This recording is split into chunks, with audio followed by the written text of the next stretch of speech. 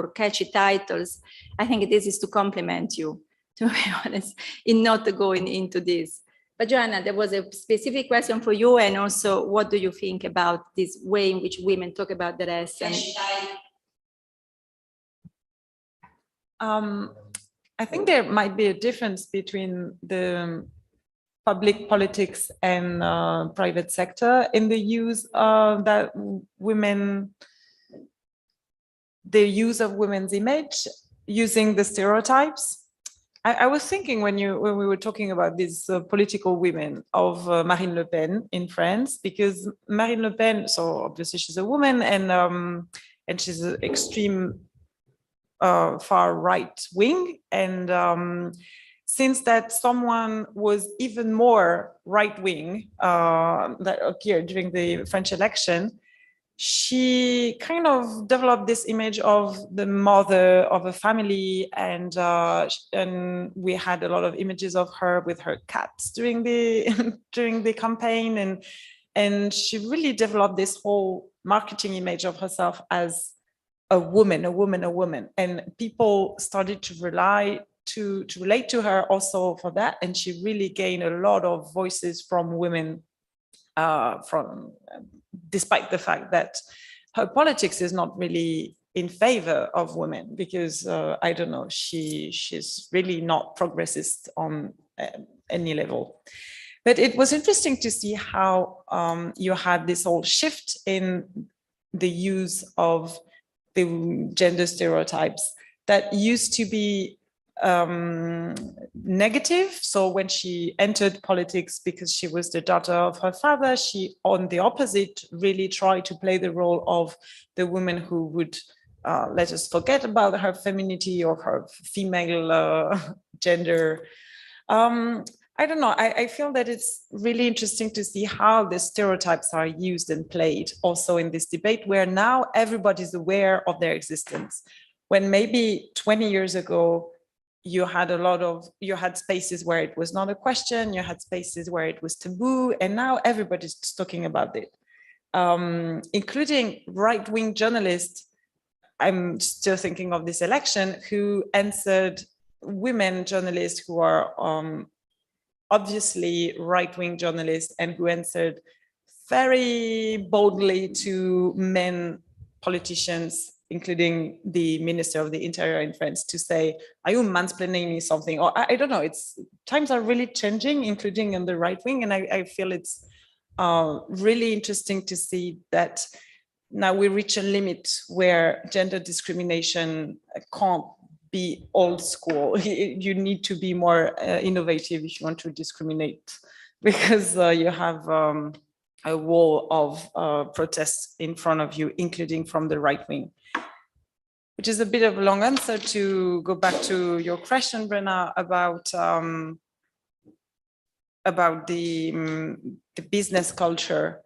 Also because now we're aware that if you want to be more inclusive in the business sector, you can't just ask women to work until midnight, because people have kids and also men have kids. But this is part of the debate, no? If you want to be more gender inclusive, you have to think differently of the way you ask people to work.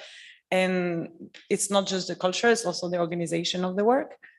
And in some places, this is changing. In others, it's really not. And we could see that the pandemic was kind of throwback in many sectors.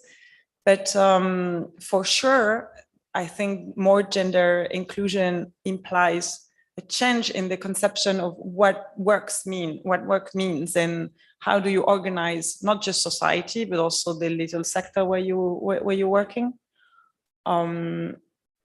And I have no straight answer for that, but I think this is the big debate also, and that's why we keep talking about this, and which proves that it's still a problem and an issue in our society, and we have to put some. Thanks for this answer, Joanna. This brings me back to Costanza with what I was asking you before the break, which is, can you tell us a little bit more about this new instrument that have been put in place, in particular by the Commission, if I understood you before, on this gender impact assessment, gender budgeting, and so that you were saying these instruments go well beyond the quotas. They may have been motivated by what happened during COVID and the loss of jobs by many women. But tell us a little bit more about what is this gender inclusiveness policy, if you want. With pleasure. By the way, these are instruments that I've been studying, but I've also organized the first training for the European Commission's officials on this from DG Budget, and I'm working now on doing the same thing with DG Reform for member states. And it goes a little bit in the direction of what Joanna was saying before. Is gender inclusiveness only about training women to become leaders, or should we also train other people? No, in this case, when it comes to these instruments, the instruments are to be used by everybody. The trainings are to be attended by everybody, because it is considered cross-cutting priorities, and it's really tools to analyze public finance, and eventually at some point private finance too.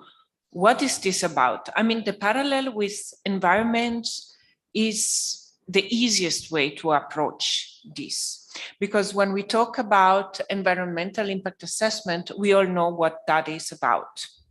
When we talk about a gender impact assessment, we have never heard it before, basically, but it's basically the same thing. And looking at it carefully, the data to analyze are easier than the data you can find for the environment, because you can have data in terms of users of the services you produce through your programs, people employed in the companies, in the programs, in the ministries you are going to fund, externalities in terms of who benefits in terms of gender of what you do.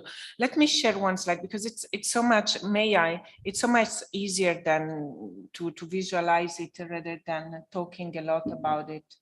But it's difficult to understand. But if you take a policy like gender equality in energy, and actually here the FSR does an initiative which is called Lights on Women, assessing the impact or reviewing the impact of a program, which is what gender budgeting is about, no? Is a ex post, there is an ex ante phase, and then there is an ex post phase, an audit of what you have produced in terms of enhancing gender inequalities or reducing gender inequalities with your money. You can look at that, for instance, in energy policy. You defined your stakeholders. I mean, who has more energy needs? Is this men or women? This is something that can be calculated. I mean, you ask energy companies, they know more or less. Who are the consumers? Who is in energy poverty, who has access to energy, how many are employed in the energy sector, and for instance, how many people study energy-related topics. So this is an entire assessment that you can make in order to evaluate the impact of the spending that you do in that specific sector on the population in terms of men and women beneficiaries, various forms of beneficiaries, and also what I was saying before, do no harm principle. So you assess the potential of your impact of enhancing, widening the gender employment gap, for instance. If you think at some of the most widespread policies that have been adopted post-COVID, with the Recovery and Resilience Facility and other instruments like that, in the domain of building infrastructure for ecological transition. Say, like, we isolate completely Villa Schifanoia, we put solar panels all over the tech, etc. This creates employment for men, mainly, right?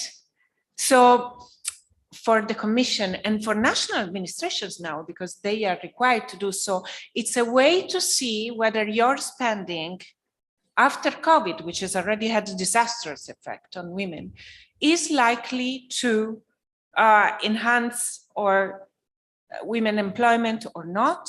And also, and this is the output dimension, you can also look at the outcome dimension. If the main users of this facility are women or men, you also have another dimension of analysis. So if here, I mean, the education is scientific, it will mainly be men benefiting from the fact that you have a better insulated building. Now, it seems difficult. Is logic? Is it another layer of red tape?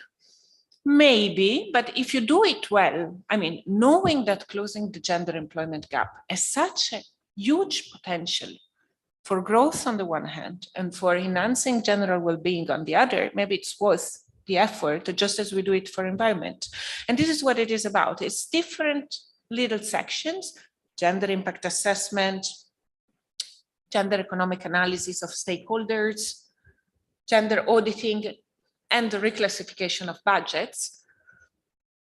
They take a while, but it can be done. And this is not to be done by women for women. It's the civil servants of the Commission and of the member states working in the financial and public finances domain that are to do that. So if I can summarize, in a way, what we're used to as economists is to think of redistribution aspect of policies. So here is a sort of redistribution, or at least is a granular analysis of the impact. So it's an impact assessment where gender considerations will be taken into account, basically. So we will not just look at who receives, whether it's more, I don't know. Sometimes on income distribution, we're talking about whether certain policy has more effect on the wealthier people or less wealthy people and so on. But we will add the dimension of gender in evaluating the impact, the users and everything of the public policies. So it's bringing this gender issue to another dimension to measure more granularly the impact of policies. Well, in a way, that is a big step forward if it is done correctly. That will also mean that we will have a lot of data, as you probably were saying before, coming out of these public policies. Okay, I'm conscious of the time. I need to take a train. So let's stop the debate here. Let's just read just one final comment by Daniela Shakis on the Q&A that says, gender equality, you have achieved this only when women heading banks can be as bad as men. There is no need to be better as a woman. So this brings us back to the initial question, why do we need to justify somehow that having women leading something that can be as bad as men is a fairness in democracy and in social representation. But let me stop here. Let me thank all the people that participated, in particular Brenna and Tom, as outside of the UI that participating with us, although on your screen. I hope to meet you one day physically, but thanks a lot for being with us and bringing your study to the next level of more composition, and hopefully we will get more positive messages also from there. So beyond the number, the position that women now occupy in boards and in executive management level. And thank you to Costanza, thank you to Joanna, thank you to FBF and to Nais that suggested this event. Thanks a lot, and bye-bye also to the participant with us online. Bye-bye.